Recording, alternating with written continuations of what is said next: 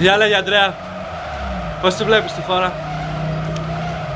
Είμαστε, πώς το λέει ρε φιλαράκι, με όλα τα φιλαράκια μου εκεί κάτω. Και μας κάνει και στο μαγαζί το φαγητό τους από εδώ. Και από το παλατάκι περνάω, να πούμε, είναι ωραίο μαγαζί που τους κάνω τα παιδιά και εκεί πέρα, να πούμε, γιατί το έχουν ωραία παιδιά το μαγαζί. Κύμα στο κύμα, το καλοκαίρι με τα σομπρέλα μας και μετά έτσι μας και με τα αλλιώς μας. Πολλά μακρομούτια. Άμα είναι κανένα άγνωστο το πιάνω, άμα είναι γνωστό δεν το πειράζω. Κάθε μου λατρεία μου στο όλο σου λατρεία μου. Ένας είναι ο Σαμαράτης, μάγκα να πούμε, εγώ γουστάρισα να πούμε που έχω σε μέσα τον Παπαγεωργόπουλο. Όχι όλο να τα πληρώνω όλα τα πατηράκια.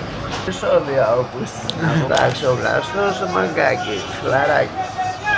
Πρώτα είναι με τον πατέρα του φιλαράκι. Είχε μπουζουξάδικο ο πατέρας, εντάξει. Που να πούμε, εντάξει, μην τα μαθαίνεις και όλα. Ο Φωνιάς αυτός, στο γηπέδο. Εγώ δεν είναι, άμα προπονιόμουν στον Πανηλιακό, πέταγα.